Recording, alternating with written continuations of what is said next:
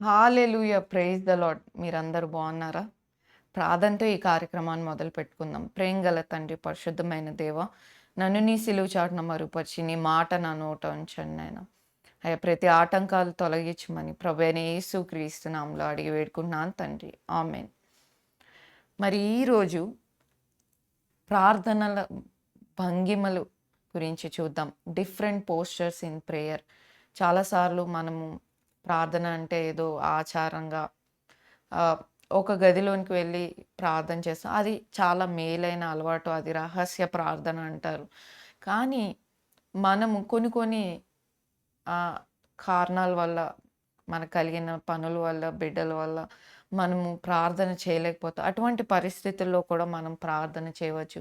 ఈ దినాన బైబిల్‌లో ఎలా భక్తులు ప్రార్థన చేశారో వాటి గురించి మనం చూద్దాం. మొదటగా కూర్చొని ప్రార్థన చేయడం, మనం భక్తుడైన దావీదుని చూడగలుగుతాం. మొదటి దినవృత్తాంతములు 17వ అధ్యాయం మీరు చూసినట్లయితే 16వ వచనం చూద్దామండి. రాజైన దావీదు వచ్చి యెహోవా సన్నిధిని కూర్చుండి ఈలాగు మనవి చేసెను. దేవా యెహోవా, నీవు నన్ను ఇంత హెచ్చులోనికి తెచ్చుటకు నేను ఎంతటి వాడను. మరి కూర్చుండి ప్రార్థన చేయడం మనం ఇక్కడ దావీదు గారిని చూడవచ్చు. అలానే నిలబడి ప్రార్థన చేయడము లూకా సువార్త ఒకసారి చూద్దాం. లూకా సువార్త మీ అందరికీ తెలిసిన ప్రార్థన, సుంకరి పరిసేని ప్రార్థన. లూకా సువార్త 18, 13 చూసినట్లయితే అయితే సుంకరి దూరంగా నిలుచుండి ఆకాశం వైపు కన్నులెత్తుటకైనను ధైర్యము చాలక రొమ్ము కొట్టుకుంచు, దేవా పాపినైన నన్ను కరుణించమని పలికెను. మరి నిలబడి ఆయన ప్రార్థన చేస్తున్నట్టు చూడవచ్చు. అంతేకాదు చేతులెత్తి మనము ప్రార్థన చేయవచ్చు. అలానే నడుస్తూ మనం ప్రార్థన చేయవచ్చు. అనేకమైన సందర్భాలు బైబిల్‌లో ఉన్నాయి.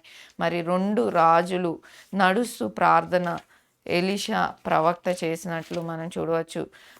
రెండవ రాజులు ఒకసారి చదువుకుందామండి. రెండవ రాజులు 4:35 చూసినట్లయితే, తాను దిగి ఇంటిలో ఇవతల నుండి అవతలకు ఒకసారి తిరిగి నడిచి మరలా మంచమి మీద ఎక్కి వాని మీద పొడుగుగా పండుకొని బిడ్డ 7 మార్లు తుమ్మి కండ్లు తెరిచెను. ఇక్కడ యొక్క షునేమిరాల్ బిడ్డ చనిపోయినప్పుడు ఆయన ఎంతో అర్థం కాని పరిస్థితిలో ఉన్నప్పుడు అటు ఇటు నడుస్తూ ఆ బిడ్డ మీద పడుకొని ప్రార్థన చేసినట్లు చూడవచ్చు. మరి అర్థం కాని పరిస్థితిలో మనము కొన్ని ఎదుర్కొని పరిస్థితులు ఎదుర్కొన్నప్పుడు కూర్చోలేము, నిలబడలేము. ఎట్లా నేను ఈ సమస్య నుండి బయటికి రాగలను? ఏం చేయాలి ఈ పరిస్థితిలో ఉన్నప్పుడు? అటు ఇటు నడుస్తూ ప్రార్థన చేసినట్టు మనము ఉదాహరణకు చూడవచ్చు. అలానే నేలకు తల వంచి ప్రార్థన చేయడం మనం చూడవచ్చు. మరి మోషే గారు అలా ప్రార్థన చేసినట్లు నిర్గమకాండం 34వ అధ్యాయం 8వ వచనం ఒకసారి చదువుకుందాం. 34వ అధ్యాయం 8వ వచనం.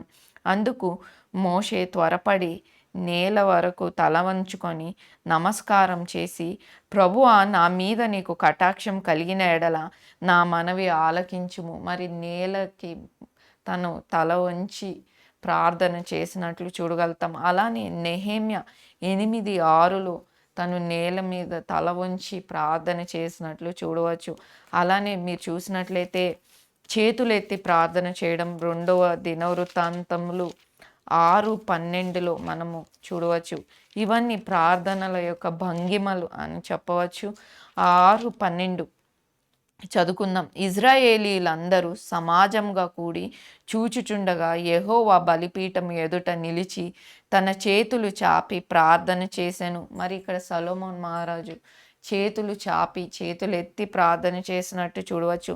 అలానే నిర్గమకాండంలో 17వ అధ్యాయం 11వ వచనం ఒకసారి చదువుకుందాం. మోషే తన చెయ్యి పైకెత్తినప్పుడు ఇజ్రాయేలీలు గెలిచిరి. మోషే తన చెయ్యి దింపినప్పుడు అమాలేకీయులు గెలిచిరి. మరి అమాలేకీయుల మీద యుద్ధానికి వెళ్ళినప్పుడు మరి ఇజ్రాయెల్ జనాంగము మోషే ప్రార్థన చేస్తూనే ఉన్నాడు ఆ యుద్ధ సమయం అంతా. మరి వారు చేతులెత్తి ప్రార్థన చేసినప్పుడు ఇజ్రాయేలీలు గెలిచారంట. చేతులు దింపినప్పుడు అమాలేకీయులు గెలిచారు. అంతేకాదు పురుషులారా, మరి ప్రతి సమయమందు మీ చేతులెత్తి ప్రార్థన చేయవలసిన వారుగా మీరున్నారు అని దేవుని వాక్యం సెలవిచ్చింది. మరి మీరు చూడవచ్చు దేవుని వాక్యంలో చేతులెత్తి మనం ప్రార్థన చేసేవారుగా ఉండాలి. అంతేకాదు మోకరించి ప్రార్థన చేయడం. మొదటి రాజులు 8:54 8వ అధ్యాయం 54వ వచనం. సొలొమోను ఇలాగు ప్రార్థించుట విన్నపము చేయుటయు ముగించి ఆకాశం తట్టు తన చేతులను చాపి యెహోవా బలిపీఠము ఎదుట మోకాళ్ళునుట మాని లేచి నిలిచిన తర్వాత మరి మోకరిస్తూ దేవుని మందిరంలో చేతులెత్తి ప్రార్థన చేసినట్లుగా చూడవచ్చు. అలానే ఎజ్రా 9:5లో మీరు చూసినట్లయితే సాయంత్రపు అర్పణ వేళను శ్రమ తీరగా నేను లేచి నా వస్త్రము పై దుప్పటి చింపుకొని మోకాళ్ళ మీద పడి నా దేవునైన యెహోవా తట్టు చేతులెత్తి మరి మోకరించి ఎజ్రా గారు ప్రార్థన చేయడం మనం చూడవచ్చు. అలానే లూకా సువార్త 22:41 చూద్దాం. లూకా సువార్త 22వ అధ్యాయం 41వ వచనం. వారి యొద్ద రాతివేత దూరం వెళ్ళి మోకాళ్ళుండి తండ్రి ప్రభువైన యేసు ప్రభువారు మరి గెత్సేమనే తోటలో కొంత దూరం వెళ్ళి ఏకాంతంగా మోకరించి ప్రార్థన చేయడం మనం చూడవచ్చు. అపోస్తుల కార్యములు 9:40 ఒకసారి చూద్దామండి.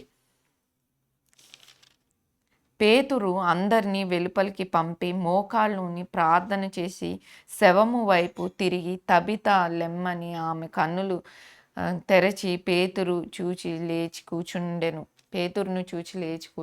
ఇక్కడ చూసినట్లయితే చనిపోయిన తబితా లేక డార్కా అనే స్త్రీ చనిపోయినప్పుడు మరి మోకరించి పేతురు గారు ప్రార్థన చేసినట్లు మనం చూడవచ్చు. అలానే యెహోషువ గ్రంథంలో మనం చూడవచ్చు, ఎజ్రా గ్రంథంలో చూడవచ్చు.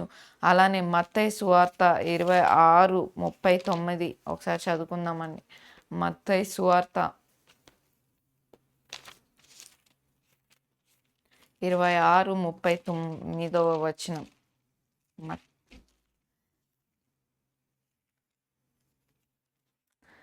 కొంత దూరం వెళ్ళి సాగిలపడి తండ్రి సాధ్యమైతే ఈ గిన్నెను నా యొద్దకు తొలగిపోనిమ్ము. మరి ఇక్కడ చూసినట్లయితే యేసుప్రభు వారు గెత్సేమనే తోటలో ఏకాంతంగా ప్రార్థన చేసినట్టు చూడవచ్చు. ప్రార్థనలో అనేకమైన భంగిమలు ఉన్నాయి. ప్రియ సహోదరుడు సహోదరి, ఈ దినాన మనం ఎట్లా ప్రార్థన చేసేవారుగా ఉన్నాం?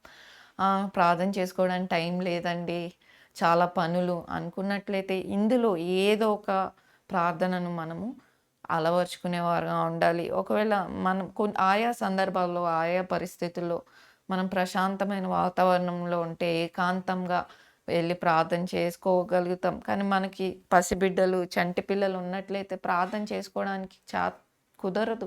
అటువంటి సమయంలో మరి పనులు చేస్తూ ఆహారం సిద్ధపరుస్తూ పనులు చేస్తూ అటు ఇటు తిరుగుతూ మనం ప్రార్థన చేయవచ్చు. మరి కూర్చుండి ప్రార్థన చేయవచ్చు, మోకరించి ప్రార్థన, మరి మనం అనేక రకాలైన ప్రార్థన భంగిమలు మనం చూడగలుగుతాం.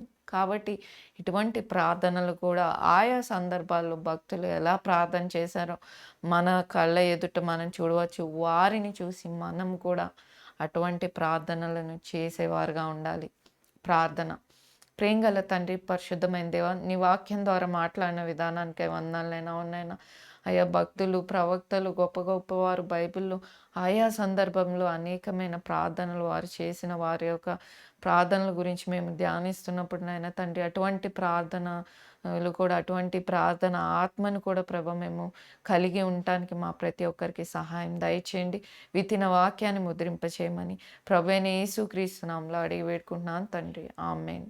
మీ అందరికీ వందనాలండి. మరి ఈ కార్యక్రమాలు మీకు ఉపయోగకరంగా ఉన్నట్లయితే దయచేసి షేర్ చేయండి, లైక్ చేయండి, సబ్స్క్రైబ్ చేయండి. దీప్తి ప్రకాష్ అనే యూట్యూబ్ ఛానల్. అంతేకాదు ఈ పరిచర్య ద్వారా మీరు మేలు పొందిన వారైతే ఈ పరిచర్యను ప్రోత్సాహపరిచే బాధ్యత మీ మీద ఉంది. డిస్క్రిప్షన్లో ఉన్న నంబర్స్ ఈ పరిచర్యలో మీరు పాలు పంపులు పొందొచ్చు. ప్రభు చిత్తమైతే మళ్ళీ కలుసుకుందాం. అంతవరకు సెలవు. Thank you.